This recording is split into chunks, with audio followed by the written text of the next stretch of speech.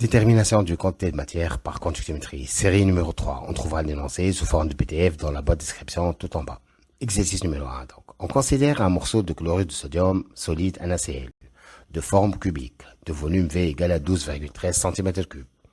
La masse volumique de chlorure de sodium est ρ égale à 0,97 g/cm3. Premièrement, calculer la quantité de matière de chlorure de sodium contenue dans ce cube. On donne les masses molaires suivantes. Masse molaire de Na 23 g/mol-1 et de Cl 35,5 g/mol-1. Deuxièmement, ce bloc est dissous dans un volume V égal à 2,85 litres d'eau. On obtient une solution aqueuse S de chlorure de sodium. Calculer la concentration molaire C de la solution S. Troisièmement, on se propose de retrouver la concentration de la solution S par conductométrie. Petit a, définir la conductance G d'une solution électrolytique. Petit b, comment peut-on mesurer la conductance expérimentalement? Petit c, une cellule conductométrique plongée dans une solution S permet de donner les mesures suivantes. I égale à 14 mA et U égale à 2,5 volts. Calculer la conductance G de la solution S. Petit d, la figure 1 représente la courbe d'étalonnage de quelques solutions de chlorure de sodium. Déduire la concentration de la solution S. Quatrièmement, la solution S peut être préparée par dilution à partir de solution mer S0 de chlorure de sodium de concentration molaire C0 égale à 0,2 mol/1. Petit a, définir une dilution. Petit b, calculer le volume V0 de S0 qui permet de préparer S. Petit c, déduire le volume d'eau ajouté au cours de cette dilution.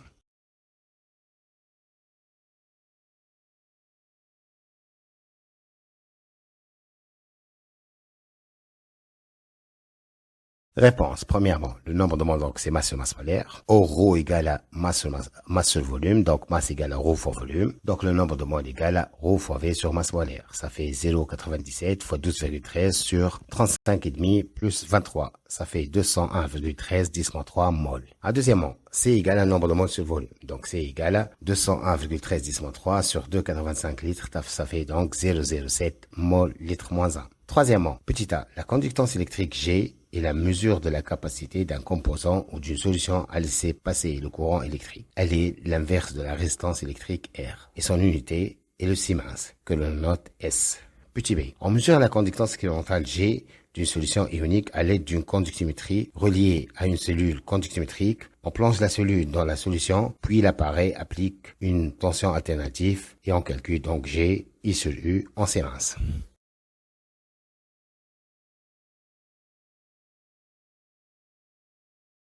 Petit c, G égale à I sur U. Donc G égale à 14 10-3 sur 2,5. Ça fait 5,6 10-3 Siemens. Alors petit d, d'après le graphe, le projeté du point d'ordonnée G égale à 5,6 10-3 Siemens sur l'axe abscisse et C égale à 7,2 10-2 mol litre-1. Le résultat théorique donc concorde avec le résultat graphique. Quatrièmement, petit a, la dilution est un procédé qui consiste à diminuer la concentration d'une solution en y ajoutant un solvant, souvent de l'eau, sans modifier la quantité de matière de solidité qu'elle contient. Petit b, donc le nombre de moles avant la dilution égale au nombre de moles après dilution, donc C0 fois V0 égale à C fois V. Donc V0 égale à C fois V sur C0. Ça fait donc 1 litre. Petit c, quand V égale à V0 plus volume d'eau ajouté, donc le volume d'eau c'est V moins V0. Ça fait donc volume d'eau 2,85 moins 1, ça fait 1,85 litres.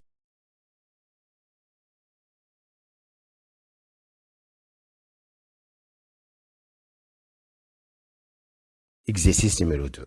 Donc, donner la masse molaire de NaOH et grand M égale à 40 g/mol-1. Des mesures expérimentales ont permis de mesurer la conductance de quelques solutions aqueuses d'hydroxyde de sodium, NaOH, concentration molaire différente, puis dresser le tableau suivant. Premièrement, petit a, faire le schéma du montage qui permet de mesurer la conductance d'une solution aqueuse. Petit b, représenter sur le papier millimétré ci-joint la courbe représentative de la conductance en fonction de la concentration molaire G égale à F de C.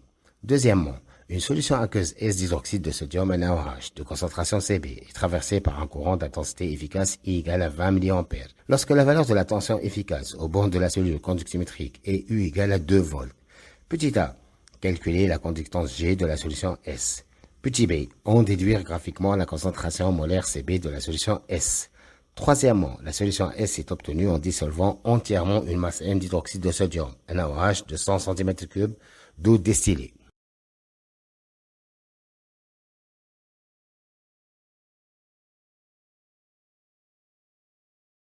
Déterminer la masse M d'hydroxyde de sodium dissous dans S. Quatrièmement, dans un RLMR qui contient un volume Va égal à 10 cm3 d'une solution aqueuse d'acide chlorhydrique H3+, Cl-, de concentration molaire Ca inconnue, on verse à l'aide d'une burette graduée une solution aqueuse de l'hydroxyde de sodium de concentration molaire Cb. L'équivalence acido-basique est obtenue pour un volume Vb égal à 12,4 cm3. Petit a écrit l'équation de la réaction chimique qui se produit. Et petit b donc déterminer la concentration Ca.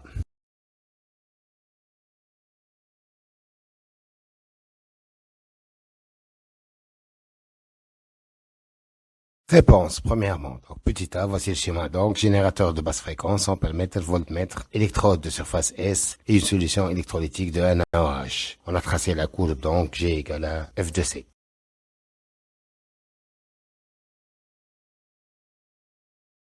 Deuxièmement, petit a.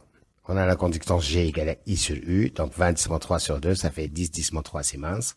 Petit b, d'après le graphe pour G égale à 10 10 3 Siemens, on a Cb égale à 25 10 3 mol litre moins 1. Troisièmement, on a la concentration Cb égale à masse sur masse molaire fois volume. Donc la masse c'est Cb fois volume fois masse molaire. Ça fait 25 10 3 fois 100 10 3 fois 40. Ça fait 0,1 g. Quatrièmement, petit a, l'équation de la réaction de dosage, c'est H3+, plus OH- donne 2H2O. Petit b, à l'équivalence, on a N acide égale à N base. Donc CaVaE égale à CbVb. Donc Ca égale à Cb fois Vb sur VAE. Ça fait donc 25 10 3 fois 12,4 à 10 3 sur 10 10 3. Ça fait 0,031 mol litre moins 1.